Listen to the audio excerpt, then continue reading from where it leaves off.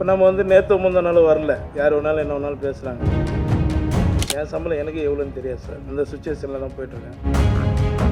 எனக்கு எவ்வளோ பேர் பணம் தரணும் தெரியுங்களா? லிஸ்ட் எடுத்து கொடுக்கட்டுங்களா? நீங்களே அனுப்புங்க சார். யார் வேணாலும் அனுப்புங்க, நல்ல கதை கிட்ட அனுப்புங்க. சொல்கிற சம்பளத்தை நீங்களே வாங்கி கொடுத்துருங்க. சார் சொன்ன மாதிரி சார் நான் எங்கே சார் சம்பளம் ஃபிக்ஸ் பண்ணுறேன்? என் சம்பளத்தை தான் வெளியில் இருக்கிறவங்க எல்லோரும் ஃபிக்ஸ் பண்ணுறாங்க சார். என் சம்பளம் எனக்கு எவ்வளோன்னு தெரியாது சார். அந்த சுச்சுவேஷனில் தான் போயிட்டுருக்கேன்.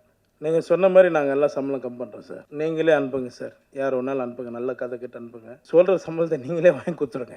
அதை கேட்டால் தான் இங்கே எதிரி ஆயிரும். அதான் உண்மை. இப்போ நம்ம வந்து நேற்று முந்தின நாள் வரல, யார் வேணாலும் என்ன வேணாலும் பேசுகிறாங்க. என் அசிஸ்டண்ட்டு என்கிட்ட ஒரு 3-4 வருஷமாக ஒர்க் பண்ண ஒரு தம்பி ஒருத்தன் ஹீரோவை பண்ண போகிறேன்னு சொன்னான். ரொம்ப நல்ல விஷயம் போய் பண்ணுற போட அப்படின்னா. ஆனால் அதில் 2 நாள் ஒர்க் பண்ணலாம்ண்ணா, நீங்கள் எனக்கு ஒரு வாய்ப்பு கொடுத்தீங்கன்னா அது நல்லா இருக்குண்ணா அப்படின்னா. சரி ஓகேடா, நான் எவ்வளோ பேருக்கு போகிறோம் வாடா அப்படின்னு சொல்லி பண்ணேன். அந்த படத்துக்கு தான் நான் 7 லட்சம் கேட்டேன், 8 லட்சம் கேட்டேன்னாங்க. நான் சொல்லிட்டோம்மா, இன்றைக்கி பெரியவங்க இருக்காங்க, அவங்க இதில் சொல்லட்டுமா, எனக்கு எவ்வளோ பேர் பணம் தரணும் தெரியுங்களா?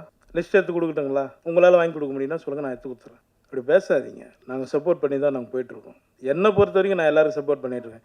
இன்றைக்கி 50-60 கோடி சம்பளம் வாங்குகிற டைரக்டரும் கூட எங்கேருந்து ஆரம்பித்தாங்க நீங்கள் எல்லோரும் ஒரு முறை யோசிச்சிங்க. சரிங்களா?